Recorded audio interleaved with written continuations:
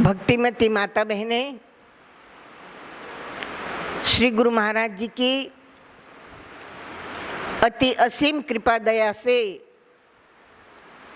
आज गंगा दशहरा निमित्त फर्रुखाबाद आश्रम में बहुत सुंदर कार्यक्रम का आयोजन प्रेमियों के द्वारा किया गया, जिसमें हमारे वार्ड के पार्षद जी आए थे और भी गणमान्य लोग आए, संत महात्मा, सेवा दल वाले और वरिष्ठ कार्यकर्ता प्रेमियों के सहयोग से जल वितरण एवं शरबत वितरण का कार्यक्रम हुआ और अभी सत्संग भी हो रहा है। तो आज गंगा दशहरा की आप सबको ढेरों ढेरों शुभकामनाएं। तो आज के दिन भागीरथ जी ने ऐसी तपस्या करी और स्वर्ग की धारा गंगा को पृथ्वी पर लाए, जिसको भगवान शिव जी ने अपने जटाओं में धारण किया। फिर भगीरथ जी कहते हैं कि विष्णु भगवान से निकली गंगा ब्रह्मा जी के कमंडल में समा गई और ब्रह्मा जी के कमंडल से निकली गंगा शिव जी के जटाओं में समा गई। सगर राजा की तीन तीन पीढ़ियों की जो तपस्या थी, जो संकल्प था कि सगर राजा के 60,000 पुत्र कपिल भगवान की क्रोधाग्नि में जल गए थे, उनका उद्धार पावन पवित्र गंगा जी जो स्वर्ग की धारा है वो पृथ्वी पर आएगी और उनका स्पर्श उन 60,000 पितरों को होगा, तब उनकी मुक्ति होगी। और इसलिए सगर राजा के पुत्र अंशुमान के पुत्र राजा दिलीप और राजा दिलीप के पुत्र भागीरथ, तीन तीन पीढ़ियों ने तपस्या करी और तब भगीरथ जी को नारद जी कहते हैं कि हे भागीरथ, चाहे तुम्हारी 10-10 पीढ़ियां तपस्या करके खप जाए, परंतु गंगा धरती पर आने वाली नहीं है। तो पूछा कैसे, क्यों नहीं आएगी? तो कहा कि गंगा अभी ब्रह्मा जी के कमंडल में है, जब ब्रह्मा जी आज्ञा देंगे तब वो बाहर आ सकती है। तो भगीरथ जी ने ब्रह्मा जी की तपस्या करके उन्हें प्रसन्न किया और जब गंगा को कहा कि जाओ तुम पृथ्वी पर धरती को शस्य श्यामला बनाओ, जीवों के कल्याण हेतु सगर राजा के 60,000 पुत्र जो दक्ष प्रजापति के पुत्र थे, जिनको नारद जी ने आध्यात्मिक ज्ञान गूढ़ सत्संग सुनाकर बैरागी बनाया था, तो दक्ष प्रजापति ने उनको श्राप दिया कि भले मैंने आपको प्रजोत्पत्ति के लिए उत्पन्न किया और आप बैरागी बन गए हो तो आपकी मुक्ति नहीं होगी, लेकिन अभी उनकी मुक्ति का समय आया। नारद जी को भी दक्ष प्रजापति जी ने श्राप दिया कि तुम कहीं एक जगह टिक कर नहीं रहोगे। तो नारद जी ने उनका श्राप स्वीकार किया कि साधु के लिए तो ये सही बात है कि पानी बहता भला और साधु चलता भला, चरंती चरंती, चलता ही रहे साधु, चलता रही मुद मंगलमय संत समाजो और जो जग जंगम तीर्थ राजू। संतों के द्वारा ज्ञान गंगा पूरे वर्ल्ड में बहती ही रहती है। तो बदले में नारद जी ने दक्ष प्रजापति को आशीर्वाद दिया कि जाओ अब तुम्हारे कन्याएं ही कन्याएं होगी। दक्ष प्रजापति की 60 कन्याओं के द्वारा ये पूरे विश्व को जो है बनाया है। तो 60,000 पुत्र जो थे सगर राजा के यहाँ जन्मे और अभी उनका उद्धार होना था। 3-3 पीढ़ियों ने तपस्या करी और तब ब्रह्मा जी ने कहा कि गंगा जी पृथ्वी पर तो आएगी, लेकिन उनका वेग इतना होगा कि वो धरती फाड़ के पाताल में चली जाएगी। तो पृथ्वी पर ऐसा कोई हो जो उस धारा को कंटेन कर सके, झेल सके। तो कहा कि ऐसा कौन है? तो शिव जी की तपस्या करी। शिव जी ने उस गंगा की धारा को झेलने के लिए हाँ कहा।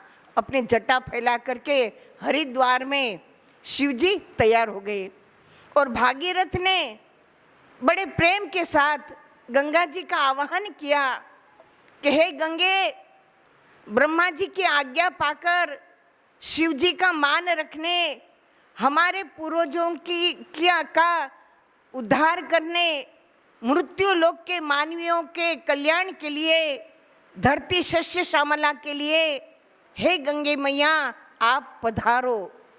इस तरह से नाना प्रकार से विनय अनुनय करके आवाहन किया और तब गंगा जी स्वर्ग की धारा पृथ्वी पर आई तो शिव जी ने अपने जटाओं में समेट लिया। तो भागीरथ जी कहते मेरा तो उद्देश्य सफल नहीं हुआ। और तब शिव जी को प्रार्थना किया, उन्होंने एक लट खोली और गंगा जी वहाँ से प्रकट हुई। उस गंगा जी को नाम दिया गया जटा शंकर। भगवान की जटा शंकर जी की जटा में से निकले तो जटा शंकर नाम दिया गया। और फिर भगवान ने कहा और गंगा जी ने भी कहा कि हे भागीरथ, आप शंख बजाते बजाते आगे चलिए, जहाँ तक गंगा जी को ले जाना है ले जाइए, आपके पीछे पीछे गंगा जी आएगी। तो सोचिए वो आज का ही दिन था, गंगा दशहरा का दिन था जो स्वर्ग की धारा पृथ्वी पर आई थी। और हरिद्वार से कलकत्ता तक भागीरथ गंगा जी को ले गई।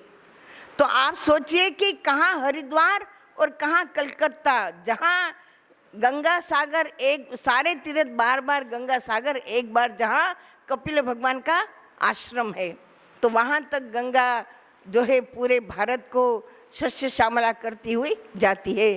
तो वही दिन आज का है। तो भागीरथ जी ने कैसी तपस्या करी, ये हमें इनसे प्रेरणा लेना है। और हमारे पूरे भारतवर्ष में श्रीमद् भागवत भी होता है और आज तो लोग गंगा जी में खूब नहाने भी जाते हैं। तो मुझे एक बात याद आती है कि जैसे श्रीमद् भागवत में एक प्रसंग आया, भागवत का 5वां दिन था। शुकदेव जी राजा परीक्षित को श्रीमद् भागवत की कथा सुना नहीं रहे थे, उसका ज्ञान दे रहे थे। सुनना सुनाना अलग बात है और ज्ञान लेकर उसका निधि ध्यासन कर जीवन को अपना कल्याण करना ये अलग बात है। तो शुकदेव जी परीक्षित को समझा रहे थे भागवत का मर्म और परीक्षित उसको हृदयंगम कर रहे थे, निधि ध्यासन कर रहे थे। तो 5वें दिन शुकदेव जी परीक्षित की परीक्षा करते हैं कि हे परीक्षित, 4 दिन हो गए, आज 5वां दिन है, आपने अन्न जल ग्रहण नहीं किया, थोड़ा अन्न ग्रहण कर लो। तो परीक्षित कहते हैं कि हे गुरु महाराज जी, आपके मुखारविंद से जो अमृतमय ज्ञान गंगा बह रही है उससे मैं इतना तृप्त हूं कि जिस भूख प्यास ने मुझे सताया और शमीक ऋषि के गले में मैंने मरा हुआ सर्प डाला तो मुझे श्राप मिला कि आज से 7वें दिन जिंदा तक्षक मुझे काटेगा और मेरी मृत्यु होगी। तो हे शुकदेव जी, आपके मुखारविंद से जो ज्ञान गंगा, पवित्र गंगा बह रही है, जिसका मैं रसपान कर रहा हूँ, तो मैं इतना संतुष्ट हूँ कि अब वो भूख प्यास मुझे सताती नहीं है। मैं तृप्त हूँ, मैं संतुष्ट हूँ। आप तो ज्ञान गंगा बहाइए, सत्संग सुनाइए, कथामृत का मुझे पान कराइए, मुझे संतुष्टि मिल रही है, तृप्ति मिल रही है और मैं निर्भय हो गया। निर्भय का अर्थ है कि मृत्यु के बाद यदि हमारा हिसाब लिया जाए तो हमारे पास वो हिसाब है कि हमने सद्गुरु महाराज जी से ज्ञान लिया और हम साधना कर रहे हैं, भगवान का ध्यान करते हैं, श्वास में नाम का सुमिरन कर रहे हैं, तो मेरे पास ये हिसाब है, इसलिए हम निर्भय हो गए। तो इस तरह से कथा कैसी सुननी चाहिए ये यहाँ समझाया है कि सत्संग के मर्म को किस तरह से समझना चाहिए। जैसे युधिष्ठिर महाराज ने सत्संग सुना, राजा जनक ने सुना, हनुमान जी ने सुना, प्रहलाद ने सुना, तो सत्संग में हमें इतनी रुचि होनी चाहिए। सत्संग के एक एक शब्द पर मज्जन फल पेखियत तकाला, काक होय पिक बको मराला, इतना मज्जन, इतना चिंतन मनन करना चाहिए, उसकी इतनी गहराई में जाना चाहिए कि सत्संग के मर्म को, ज्ञान के मर्म को, भेद को, एसेंस को हम समझे, तब ध्यान में मन लगेगा, और ध्यान में मन लगेगा, सुमिरन में मन लगेगा, तो निश्चित रूप से जीव का कल्याण होगा। तो कहते हैं कि जब से ये भागवत की कथा मतलब कि सत्संग का एक ज्ञानामृत का चलन हुआ है, तब से भगीरथी गंगा का महत्व कम हो गया, क्योंकि सत्संग रूपी ज्ञान गंगा मुदमंगल में संत समाजो, साधु संत घर घर में, गली गली में, मोहल्ले मोहल्ले में, शहर शहर में, देश विदेश में जाकर बहाते हैं। जबकि भगीरथी गंगा में नहाना है तो आपको वहाँ जाना पड़ेगा, लेकिन ये ज्ञान गंगा अपने आपके पास चली आती है।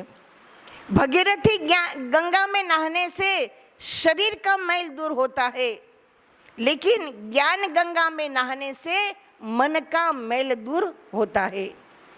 इसलिए इस सत्संग रूपी ज्ञान गंगा का महत्व बहुत शास्त्रों में अधिक गहराई से इसका वर्णन है। जब ज्ञानी ऋषि मुनि आपस में मिलते हैं तो वे इसी विषय पर चर्चा करते हैं। जैसे एक बार नैमिषारण्य में शौनकादिक ऐसा ब्रह्म यज्ञ कर रहे थे जहां सूत जी पधारते हैं, तो सभी शौनकादिकों ने उठकर उनका स्वागत किया है, प्रणाम किया, नंदन अभिनंदन किया, आसन दिया है।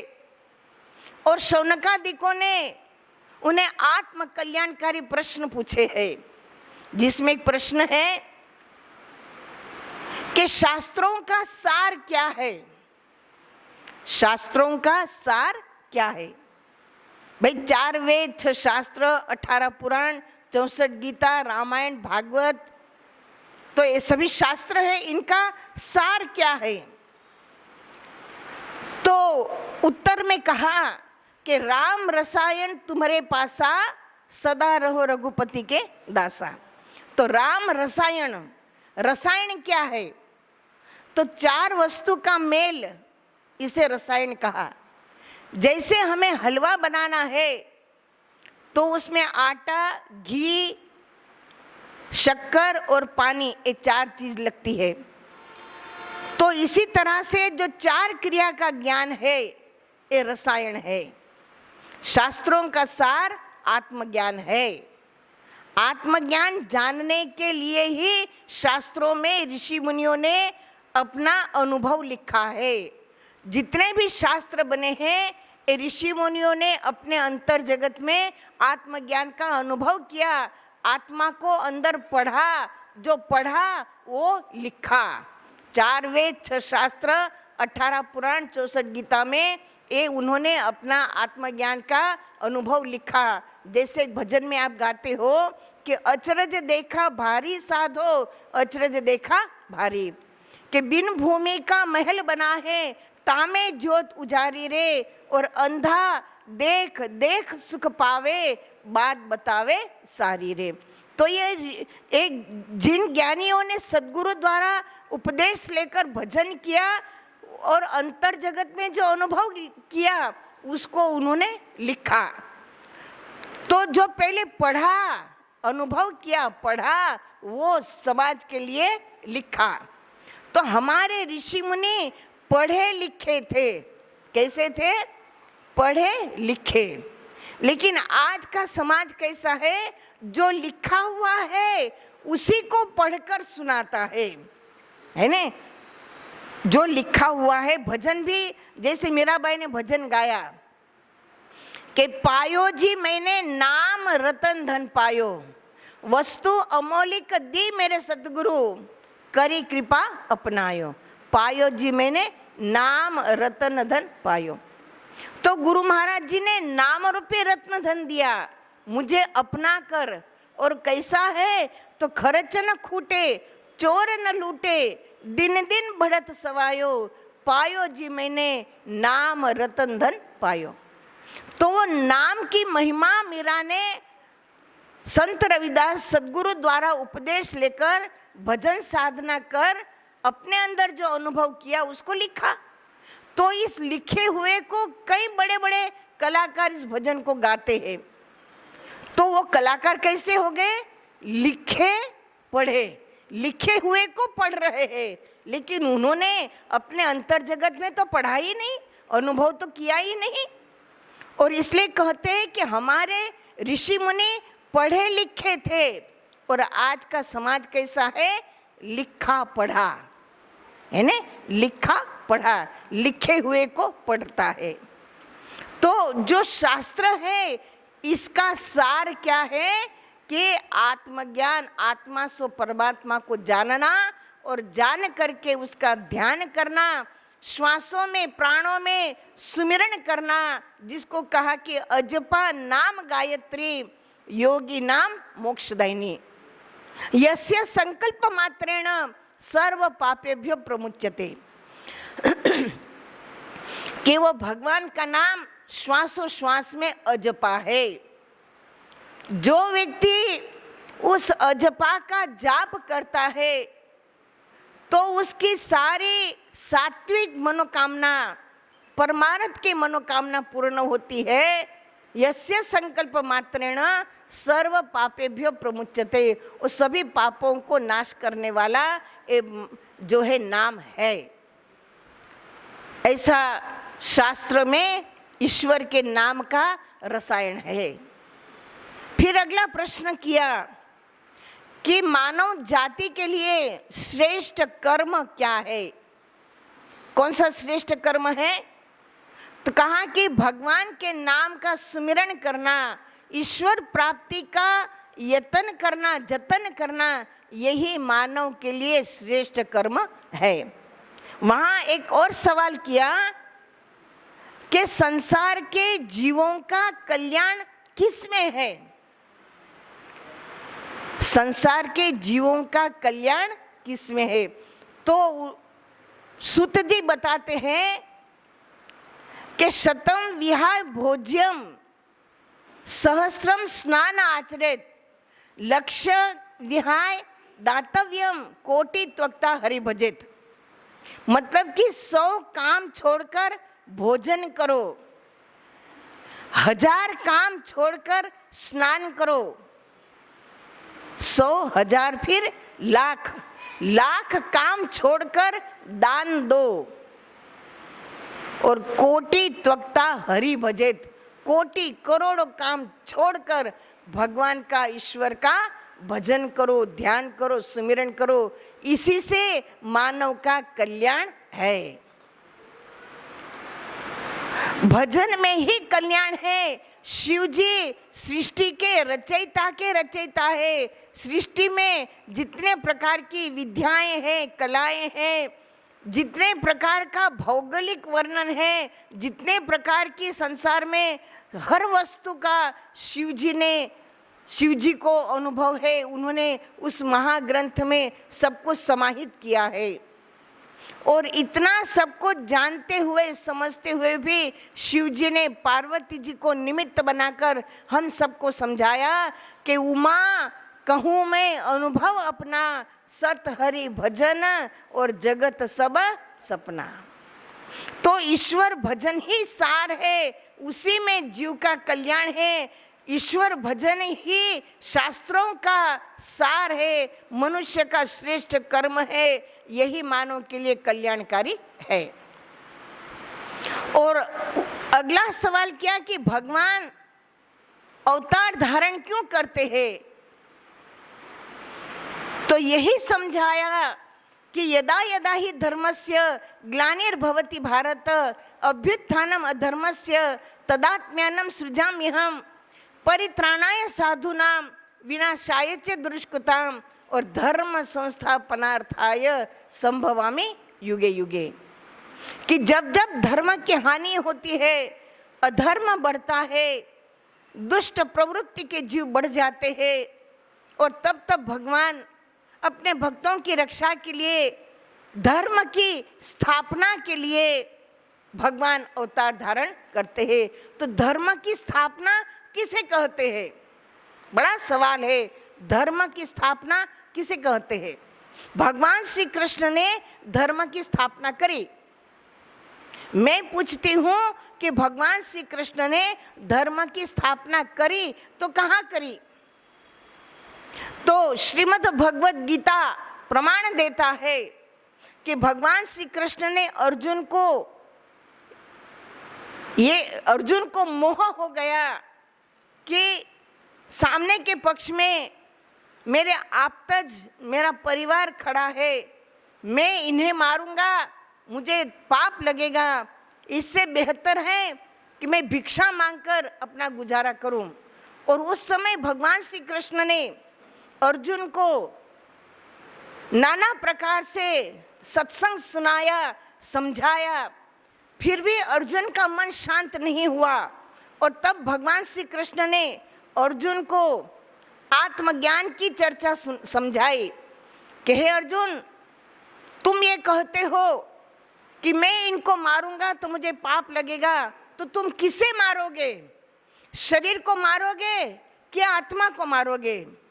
यदि आत्मा को मारने की बात करते हो तो नैनम छिदन्ति शस्त्राणि नैनम दहति पावक न चैनम क्लदन्ताप्यो न शोष्यति मारुतः न जायते म्रियते वा कदाचिन्नाय भूत्वा भविता वा न भूयः अजो नित्य शाश्वतोयम पुराणो न हन्यते हन्यमाने शरीरे।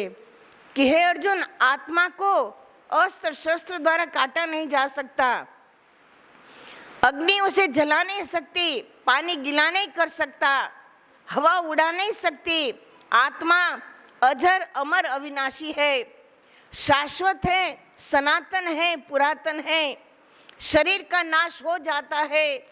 पंच महाभूत तत्वों से बना शरीर, क्षिति जल पावक गगन समीरा, पंच रचित यह अधम शरीरा। 5 तत्वों से ये अधम शरीर बना। आत्मा निकल जाने के बाद 5 तत्वों में विलीन हो जाते हैं। तो शरीर तो 5 तत्वों का 5 तत्वों में विलीन हो जाता है, वो तो जड़ है। और चेतन आत्मा जिसका कभी नाश नहीं होता, जो शाश्वत है, सनातन है, पुरातन है। सनातन है, सनातन का मतलब जिसकी न शुरुआत है न जिसका अंत है, जो जन्म मरण से परे है, जो सनातन आत्मा है। हे अर्जुन, इस आत्मा का नाश नहीं तो तुम किसे मारोगे? हे अर्जुन, तू मुझे देख और युद्ध कर। अर्जुन कहते हैं, प्रभु मैं आपको सिर से लेके पांव तक देख रहा हूं।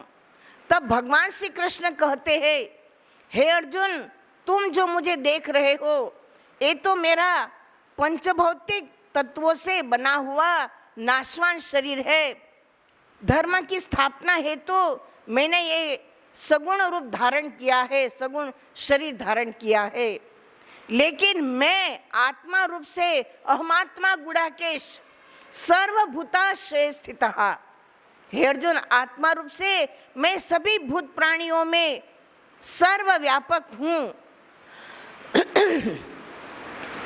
तुम मेरा उस स्वरूप को देखो जिसे निज स्वरूप कहा, आत्म स्वरूप कहा। श्रीमद् भगवत गीता में आप लोग इस बात को समझिए कि श्रीमद् भगवत गीता में भगवान श्री कृष्ण ने जहां मैं शब्द का प्रयोग किया है, विश्वरूप का दर्शन, विश्वरूप का वर्णन किया है कि इसमें मैं, उसमें मैं, उसमें मैं, उसमें मैं, सब में मैं। तो मैं का तात्पर्य आत्मा से है। हे अर्जुन, तुम मुझे देखो, मुझे का मतलब है आत्मा को देखो। तो अर्जुन कहता है उसे कैसे देखूं? तो भगवान कृष्ण ने कहा कि तत्विधि प्रणिपातेन परिप्रश्नेन सेवया उपदेश्यन्ति ते ज्ञानम ज्ञानिनस् तत्वदर्शिनः। कि कोई ऐसे तत्वदर्शी, तत्वदर्शी का मतलब है कि जिन्होंने आत्म तत्व का दर्शन किया हो और आए हुए जिज्ञासु को करा सके, इनको तत्वदर्शी कहते हैं। तो ऐसे तत्वदर्शी की शरण में जाओ, मन वचन कर्म से उनकी सेवा करो और परिप्रश्नेन उनको प्रश्न पूछो, आत्मज्ञान को जानने के विषय में प्रश्न पूछो। तो अर्जुन कहते अभी कुरुक्षेत्र के मैदान में ऐसे तत्वदर्शी सद्गुरु की खोज करने में कहाँ जाऊं? आपने जिस तत्व की बात करी है, मैं आप ही की शरण में हूं, आप ही मुझे उस तत्व का दर्शन कराइए जिसकी आप चर्चा कर रहे हो।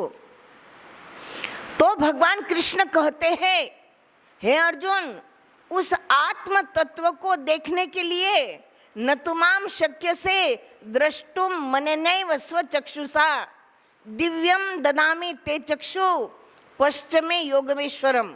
हे अर्जुन, इन दो चर्म चक्षु द्वारा तुम मेरे उस आत्म स्वरूप को, जो निर्गुण है, निराकार है, प्रकाश रूप है, जहाँ सूर्य चंद्र अग्नि बिजली का प्रकाश नहीं पहुँच सकता, जहाँ मेरा अपना स्वयं प्रकाश है, उसे देखने के लिए दिव्यम ददामि ते चक्षु मैं तुम्हारा दिव्य चक्षु खोलता हूँ। खोलता हूँ तो मतलब कि वो दिव्य चक्षु सबके पास है, जिसको 10वां द्वार कहते हैं, जहाँ शिव नेत्र है, जहाँ आज्ञा चक्र है, जो भ्रुकुटी के मध्य में, नासिका के अग्रभाग में, जहाँ सभी लोग बिंदी लगाते हैं, ये भगवान को मिलने की बैठक है। यहाँ ध्यान करने से ईश्वर, जो आत्मा सो परमात्मा, जो ज्योति स्वरूप है, निर्गुण है, निराकार है, उसी सत्ता से आंख देखती है, कान सुनते हैं, मुंह बोलता है, नाक श्वास लेता है, हाथ काम करते हैं, पैर काम करते हैं, दिमाग सोचता है, शरीर की सभी इंद्रियां उसी आत्म शक्ति से फंक्शन करती है। उस स्वरूप को हे अर्जुन दिव्य चक्षु द्वारा तुम देख सकते हो। और तब अर्जुन भगवान श्री कृष्ण के शरणागत हो गए, टोटल समर्पित हो गए। और तब भगवान श्री कृष्ण ने अर्जुन का दिव्य नेत्र, तीसरा नेत्र खोला। दिव्यम ददामि ते चक्षु पश्चिमे योग में स्वरम, योग द्वारा मेरे उस ऐश्वर्य को देख। भगवान कृष्ण ने अर्जुन का तीसरा नेत्र खोला। अर्जुन ने योग साधा और योग द्वारा भगवान के विराट स्वरूप का दर्शन किया। विराट यानी व्यापक, ईश्वर सर्वव्यापक है, गॉड इज ओमनी प्रेजेंट। सर्वव्यापकता का अर्जुन ने अपने हृदय में, भ्रुकुटी के मध्य में दर्शन किया। तो भ्रुकुटी के मध्य में सद्गुरु श्री कृष्ण भगवान ने, जगत गुरु है ने, भगवान कृष्ण ने अर्जुन को तीसरा नेत्र खोल के जो दर्शन कराया, उसी को धर्म की स्थापना कहते हैं। समझे? मैंने कहा ना कि धर्म की स्थापना किसे कहते हैं। तो भ्रुकुटी के मध्य में तीसरा नेत्र खोलकर आत्म ज्योति का दर्शन करना, यही धर्म की स्थापना है। आत्मा का दर्शन ही धर्म है, और इसका दर्शन जो करा दे तो स्थापना हो गई। तो यही स्थापना भगवान श्री कृष्ण ने अर्जुन के हृदय में करी। हृदय आकाश है ना, ये हृदय आकाश है भ्रुकुटी के मध्य में, और वहाँ दिव्य चक्षु द्वारा अर्जुन ने भगवान का विराट स्वरूप का दर्शन किया। ये प्रत्यक्ष प्रमाण है। और उस दर्शन के बाद ही अर्जुन का मोह नष्ट हुआ, और अर्जुन कहते हैं कि हे भगवान, मैंने आपको भूल से अपना रिश्तेदार माना, कई बार मैंने आपके साथ हास्य विनोद किया, अपमान किया, तो मैं आपको जान नहीं पाया था, लेकिन अब मैं आपको समझ गया। हे प्रभु, आप तो देवों के देव हो, ईश्वरों के ईश्वर हो, प्रकाश के प्रकाशक हो, वरदायक वरदान हो, आप सर्वेश्वर हो। मैं आपकी शरणागत हूँ और आप मेरा उद्धार करो। तो इस तरह से जब अर्जुन ने अपने अंदर उस आत्मा सो परमात्मा का ज्योति स्वरूप का दर्शन किया, ये शास्त्र में प्रमाण दिया है। इसी को धर्म की स्थापना कहते हैं। और ऐसा ही ज्ञान श्री सुखदेव जी ने राजा परीक्षित को कराया था। यही प्रश्न आगे शौनकादिकों ने सूत जी से पूछा है कि परीक्षित की मुक्ति कैसे हुई, उनको श्राप क्यों मिला और मुक्ति कैसे हुई। तो श्राप क्यों मिला ये तो आप सब जानते हो कि परीक्षित ने जरासंध को भीम ने मारा, तो उस समय जरासंध ने जो मुकुट पहना था वो अधर्म के धन से, चोरी के धन से बनाया गया था। तो अधर्म के चोरी के धन से जो बनाया उसमें कली का वास होता है, और वो मुकुट परीक्षित ने अनजाने में पहना था, और उसी का ये प्रभाव रहा कि कली ने उसे स्पर्श किया। क्योंकि उस मुकुट को पहनकर वो जब शिकार करने गए और शिकार करके जब आ रहे थे, तो रास्ते में उन्होंने ये दृश्य देखा कि काला कलूटा पुरुष 3 पैर के लंगड़े बैल को पीट रहा था, और पृथ्वी रूपी गाय रो रही थी, क्रंदन कर रही थी, दुखी हो रही थी। तो परीक्षित कहते हैं कि मेरे राज्य में ऐसा दृश्य तो मैंने कभी नहीं देखा जो आज देख रहा हूं। तो पूछा कि भाई तुम कौन हो। तो पृथ्वी रूपी गाय कहती है कि महाराज, मैं पृथ्वी रूपी गाय हूं। ये जो बैल है 3 पांव से लंगड़ा है, ये धर्म का प्रतीक है। बैल को धर्म का प्रतीक माना है, और इसीलिए भगवान शिव जी जब पार्वती जी से विवाह करने जाते हैं तो बैल पर बैठ के गए थे, धर्म पर बैठकर गए थे। तो बैल के धर्म के 3 अंग पहले ही कट चुके हैं। सतयुग में एक चरण कटा, त्रेता में दूसरा चरण, त्रेता में तीसरा चरण, एक चरण धर्म का रहा है, उसे भी एक काला कलूटा पुरुष काटने जा रहा है। जब धर्म नहीं रहेगा तो पृथ्वी पर भार बढ़ेगा। धरती कहती है कि मुझे धरती पर मनुष्यों का भार नहीं, पहाड़ों का, पर्वतों का भार नहीं, नदियों का, समुद्रों का भार नहीं, लेकिन मुझ पर पापियों का, अधर्मियों का, अत्याचारियों का, आतंकियों का भार है। और इसलिए ये कलयुग जो है, धर्म का एक चरण बचा है, उसे भी काट रहा है। इसलिए पृथ्वी रो रही है। तो परीक्षित कहते हैं, ऐसे अधर्मी कलयुग को तो मैं अभी मार डालूं। उन्होंने बाण संधान किया और उसी समय कलयुग परीक्षित के चरण पकड़ लिए, महाराज मैं आपकी शरणागत हूं, मानता हूं कि मेरे अंदर 99 गुण अवगुण है, 99 दोष है। एक कलयुग, कल यानी यंत्र, यांत्रिक युग है। कली युग, कली यानी झगड़ा, झगड़े का युग है। जरा सा किसी को तू कह दिया कि झगड़ा चालू, तो ऐसा कलयुग का प्रभाव है। यांत्रिक युग है, यंत्र भी सबके हाथ में मोबाइल के यंत्र है। बहुत सारे यंत्रों की जो है एक कल युग, यांत्रिक युग हो गया है। तो 99 दोष कलयुग स्वीकार करता है, लेकिन कहता है महाराज मेरे अंदर एक गुण है, उसे आप समझ लो, फिर चाहे मारो चाहे छोड़ो। तो परीक्षित राजा ने पूछा क्या गुण है? तो कहते हैं कि कलयुग केवल नाम आधारा और सुमर सुमर नर उतर ही पारा। कि सतयुग त्रेता द्वापर में बहुत कड़ी कड़ी तपस्याएं करनी पड़ती थी, बहुत यज्ञ याग करने पड़ते थे, नाना प्रकार के कष्टों को झेलकर तपस्याएं करनी पड़ती थी।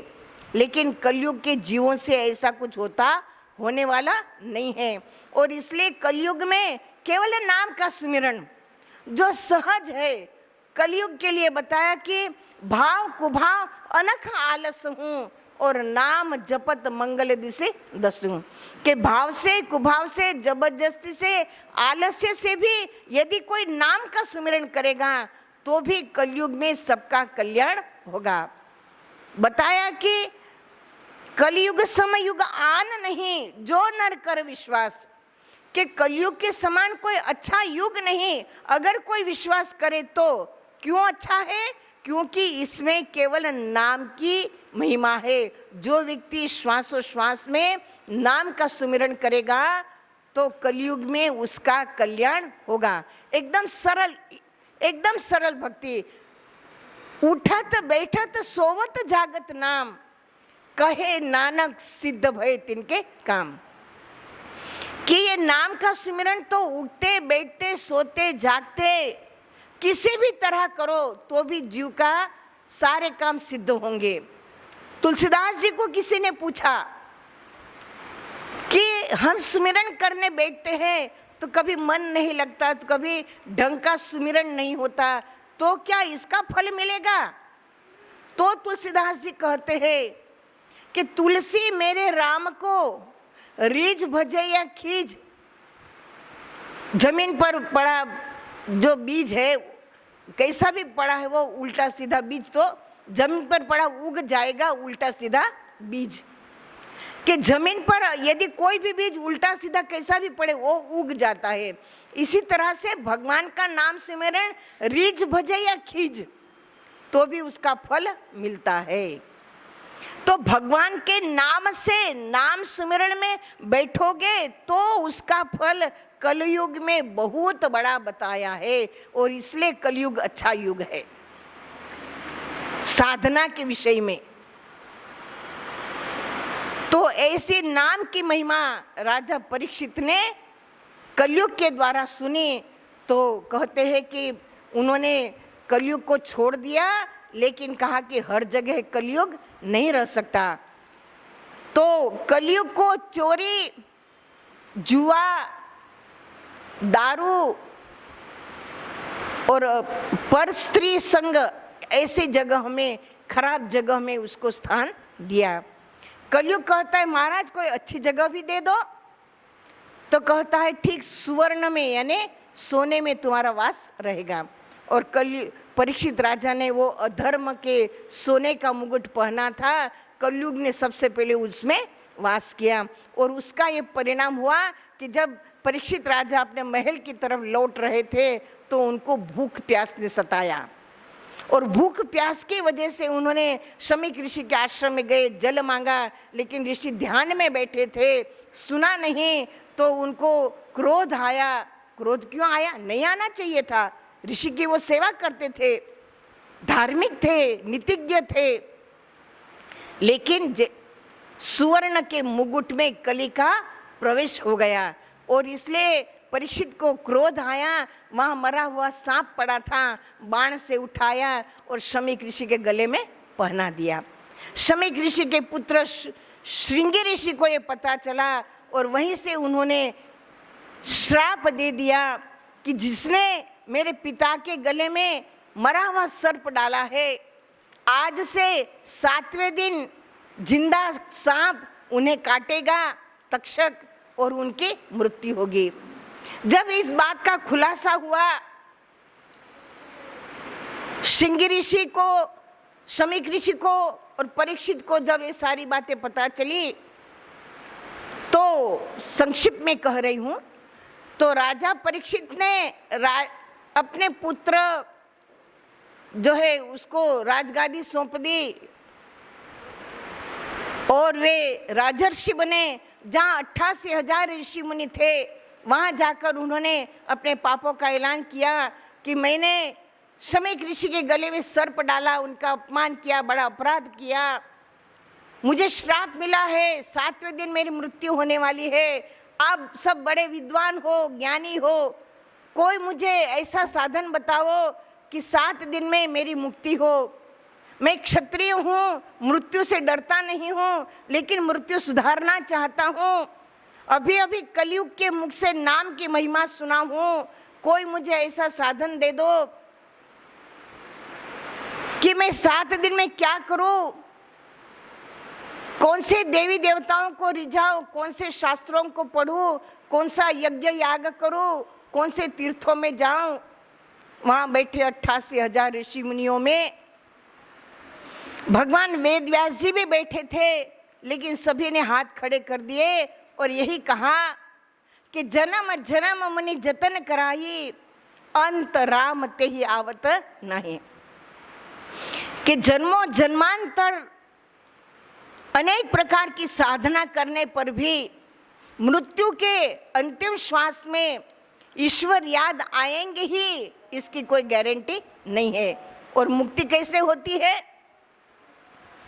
तो गीता जी में समझाया कि अंत काले च मामेव स्वर्णमक्त्वा कलेवरम यह प्रयाति समद्भावयाति नास्त्र यत्र संशयम। भगवान कृष्ण अर्जुन को कहते हैं, हे अर्जुन, मृत्यु के अंतिम श्वास में जो जीव मेरे नाम का सुमिरन करता हुआ, मेरे ज्योति प्रकाश का ध्यान करता हुआ इस स्थूल देह का त्याग करता है, वो मेरे लोक में आता है। उस जीव का आवागमन, जन्म मरण हमेशा के लिए समाप्त हो जाता है। ऐसा शास्त्र विदित है। रामायण में प्रमाण दिया कि जासु नाम सुमरत एक बारा नर उतरही भव सिंधु अपारा। जासु नाम सुमरत एक बारा, एक बार का मतलब हमने तो कई सालों से हम सिमरन कर रहे हैं, तो यहाँ एक बार क्यों कहा? वो एक बार है मृत्यु के समय का अंतिम श्वास में नाम का सुमिरन करता हुआ जो जीव स्थूल देह का त्याग करता है वो उतर ही भव पार।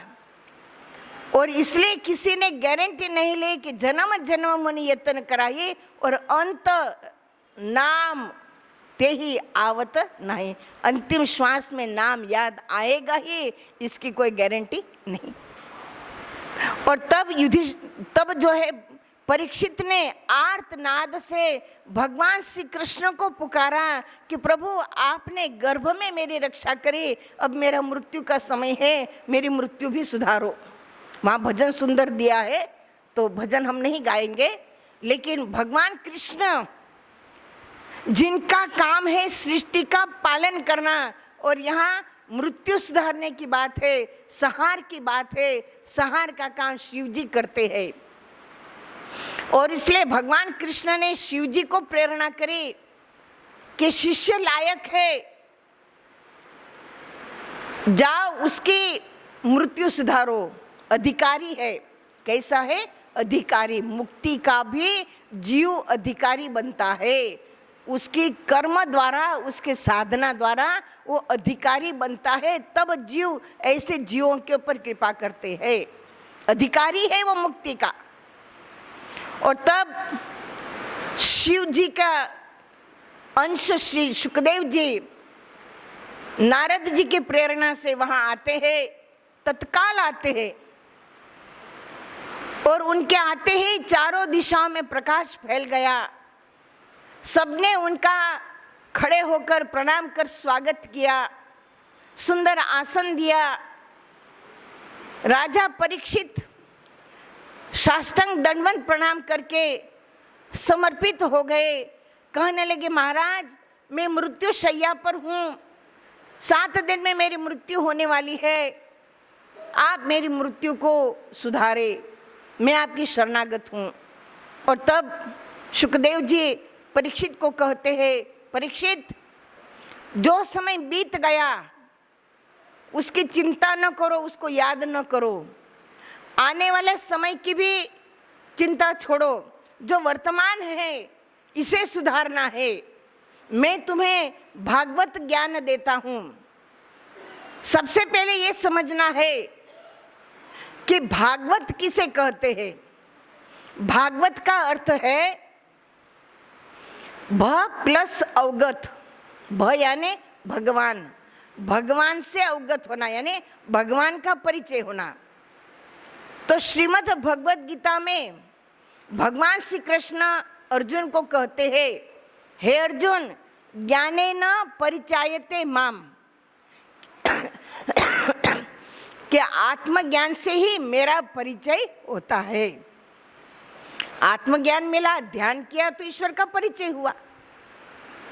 तो शुकदेव जी सर्वप्रथम परीक्षित राजा को 4 क्रिया का चतुर्श्लोकी का, जो भगवान विष्णु के 4 हाथ में शंख चक्र गदा पद्म है, जो धर्म का ज्ञान का प्रतीक है, उस 4 क्रिया का अंतर जगत में अनुभव कराया, उपदेश दिया, ज्ञान कराया, ईश्वर का परिचय कराया। भ्रुकुट के मध्य में प्रकाश दिखाया, अनहद सुनवाया, खेचरी मुद्रा द्वारा अमृत का पान कराया, श्वासोश्वास में नाम सुमिरन की विधि बताई। और फिर कहा कि हे परीक्षित, तुम अपने मन को इन क्रियाओं में लगाए रखो और तुम्हारे मन में वैराग हो, विरक्ति हो, साधना में मन लगा रहे, ऐसा मैं तुम्हें सत्संग सुनाता हूँ, समझाता हूँ। संसार की नश्वरता का मैं तुम्हें बोध कराता हूँ। और इस तरह से शुकदेव परीक्षित संवाद 7 दिन तक चलता रहा। परीक्षित निरंतर साधना में मन लगाकर, कर से कर्म करो विधि नाना, और मन रखो जहाँ कृपा निधाना। और इस तरह से परीक्षित राजा ने मन को संसार की 4 दिशाओं से हटा करके साधना में मन लगाते हुए, कानों से शुकदेव जी द्वारा जो सत्संग सुनाया जा रहा था, कथामृत का पान कराया जा रहा था, उसे वो हृदयंगम कर रहे थे, पी रहे थे, समझ रहे थे, अपने अंदर उसको ढाल रहे थे। और इस तरह से सृष्टि की रचना से लेकर कलियुग तक, राजा परीक्षित तक, जितने भी वंशावलियों में जो जो भक्त जन्मे, जिन्होंने जैसी साधना करी, जिनके लिए भगवान को अवतार धारण करके आना पड़ा, ऐसे भक्तों की प्रेरणादायी सत्संग सुनाया, कथा सुनाई, उनको उनके हृदय को ध्यान में लगाने के लिए उनके उदाहरण दिए। और परीक्षित बिल्कुल स्थिर मन करके सत्संग को समझते हैं। सुनना अलग बात है और समझना अलग बात है। सुनना तो वो हो गया कि एक कान से सुना, दूसरे कान से निकल गया, लेकिन श्रुति और स्मृति का अर्थ यह है कि सद्गुरु महाराज जी जो सुनाते हैं उसको शिष्य जो है अपने हृदय में धारण कर लेता है, उसको अपने जीवन में उतारता है। इसको कहते स्मृति। याद कर लिया, समझ लिया, जो समझ लिया वो दिमाग से जाता नहीं है। तो परीक्षित एक एक शब्द को हृदयंगम करते हैं, अपने प्राणों में उतारते हैं। और इस तरह से 6 दिन बीत गए, 7वां दिन सूर्यास्त होने वाला था। और शुकदेव जी कहते हैं कि हे राजन, अभी थोड़ी ही समय में सूर्यास्त होगा, तक्षक आएगा, तुम्हें काटेगा। मैं ये दृश्य देखना नहीं चाहता, और यदि मैं यहाँ उपस्थित रहा और तक्षक पर मेरी नजर पड़ी तो तक्षक मर जाएगा, और ऋषि का श्राप भी मिथ्या नहीं हो सकता। और ये जो प्रसंग घटित होने वाला है, ये प्रसंग आने वाले समय में समाज के लिए कल्याणकारी है, उपदेशक है, प्रेरणादायक है। ये संसार में ये प्रसंग जाना चाहिए। और इसलिए हे शुकदेव, मैं यहाँ से जाऊंगा। शुकदेव जी कहते हैं परीक्षित, मैं अब यहाँ से जाऊंगा, बोलो अब तुम्हारी क्या इच्छा है। और तब परीक्षित राजा कहते, महाराज आपने मुझे ज्ञानोपदेश दिया, आपने मेरा मन विरक्त बैरागी बनाया, मैं निर्भय हो गया, मुझे कोई चिंता नहीं है। मैं आपके चरणों की पूजा करके आपको गुरु दक्षिणा देना चाहता हूँ। और गुरु दक्षिणा के लिए वहाँ फल फ्रूट लाया गया था, उसी फल में तक्षक छुप गया था। तो राजा परीक्षित ने गुरु महाराज जी के चरणों की मन वचन कर्म से सेवा करी, नाना प्रकार से उनका आभार नंदन अभिनंदन किया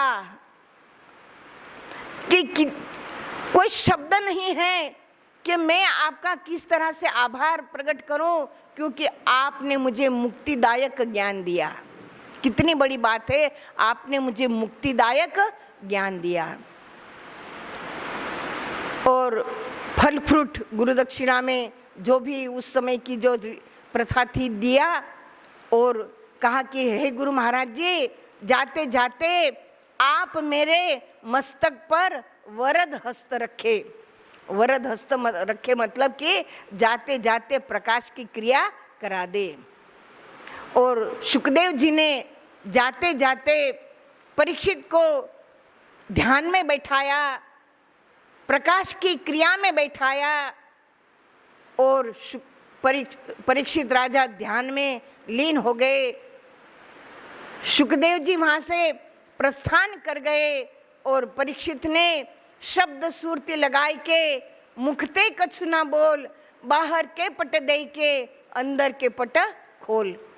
वे अंतर जगत में चले गए, मन बुद्धि को स्थिर करके अपने प्राणों को उन्होंने ब्रह्म रंध्र में रोक लिए। समाधि अवस्था हो गई। फल में से तक्षक बाहर निकला, परीक्षित के सीधे पैर के अंगूठे को काटा, और उनका शरीर वहीं पर जल के राख हो गया।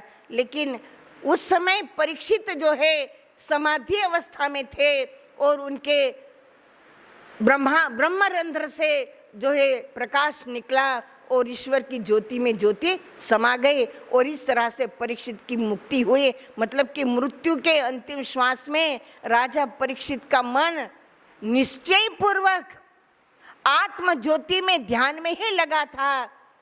यही मुक्ति का कारण है। वहां बैठे 88,000 ऋषि मुनियों ने ये प्रमाण दिया कि हमने अपनी आंखों से परीक्षित की मुक्ति को देखा।